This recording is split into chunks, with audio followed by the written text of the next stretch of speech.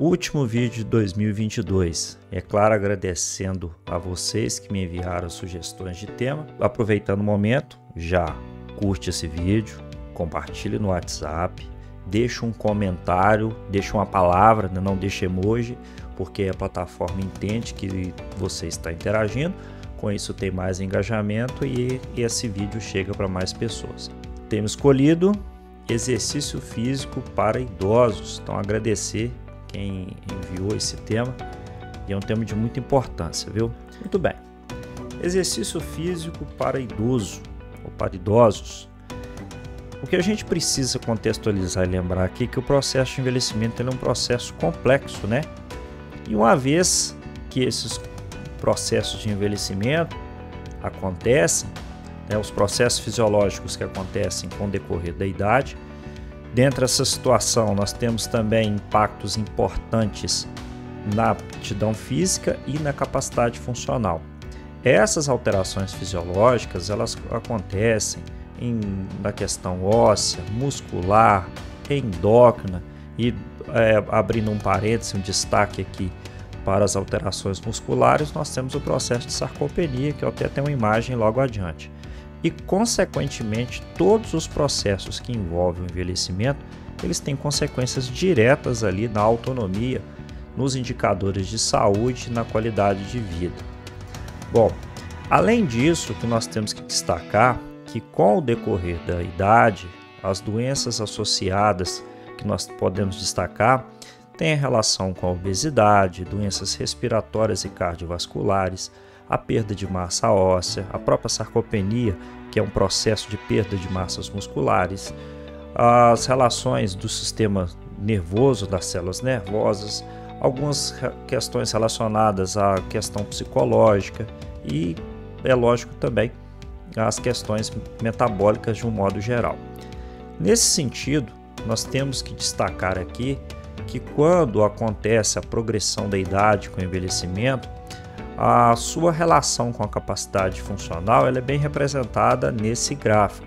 Se você acompanhar a linha amarela desse gráfico, ele representa ali desde a infância, idade adulta, a maturidade e a velhice, uma linha média da nossa capacidade funcional. Então a gente tem um pico de capacidade na vida adulta e ele vai decaindo com o decorrer da idade. Só que aí tem aquelas variações de indivíduos para indivíduos que estão ali representadas, por exemplo, na linha vermelha. Então, entre a linha amarela e a linha vermelha, nós temos as variações individuais de pessoas que não praticam atividade física. Por outro lado, quando você compara, observa em destaque a linha verde, essa linha verde tem até uma imagenzinha, né, um ícone ali de uma pessoa fazendo exercício físico, fazendo treino, principalmente de força. Essa curva, esse limiar de incapacidade funcional, ele tem uma perda menos expressiva. Então isso quer dizer que o processo de treinamento, ele ajuda muito a não deixar cair muito essa capacidade funcional. Nesse sentido, o objetivo realmente da gente destacar aqui é a contribuição da atividade física e do exercício físico como uma forma que permite à população da terceira idade, os idosos, a se tornarem pessoas mais independentes. Então, principalmente na questão que envolve força.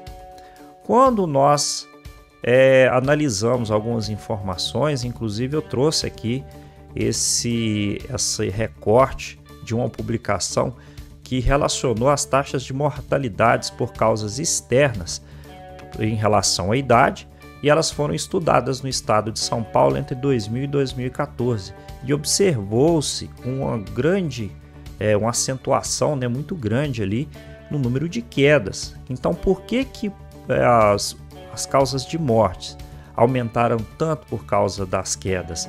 É devido à perda de capacidade funcional.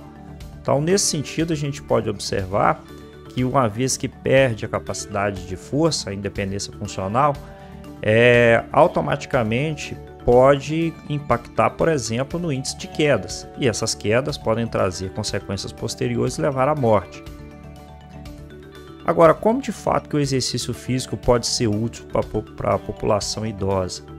Aqui nós podemos destacar, então, forma nesse artigo de 2017 deixa claro a importância da prática regular do exercício físico no tratamento primário, priorizando ali as capacidades funcionais. Então, no gráfico abaixo mostra que pessoas que se mantêm ativas, elas permanecem por mais tempo com alta capacidade funcional, em detrimento daquelas outras que, uma vez que estão sedentárias, muito inativas, elas vão entrando no estado de pré-invalidez clínica e até mesmo se tornarem inválidas. Mais adiante, nós temos aqui, inclusive, o guideline que foi publicado ali pela Organização Mundial de Saúde em 2020, ele atualiza as recomendações de exercício físico para as pessoas acima de 65 anos. E aqui nós podemos destacar que ela relata, dentro dessa publicação, que devem ser trabalhados com os idosos as atividades multimodais e atividades multicomponentes, os exercícios aeróbicos, os exercícios resistidos, exercícios de flexibilidade, equilíbrio e também mobilidade. Agora, muitas das vezes as pessoas não sabem qual é a ordem de prioridade dessas atividades multimodais. E muitas das vezes as pessoas imaginam que a capacidade aeróbica, os exercícios cardiovasculares, eles têm prioridade primária, quando na verdade nessa lista de 5 ele ficaria aqui em último lugar.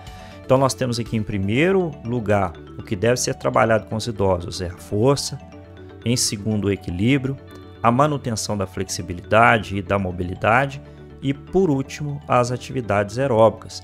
Então, o que a gente tem que entender? Que quando nós fazemos uma relação de importância entre capacidade cardiovascular e força, nós podemos observar que a força ela tem uma magnitude maior de prioridade em relação aos outros. Não estou falando que não tem que trabalhar com atividade aeróbica. Sim, tem que trabalhar, mas a magnitude dela é menor.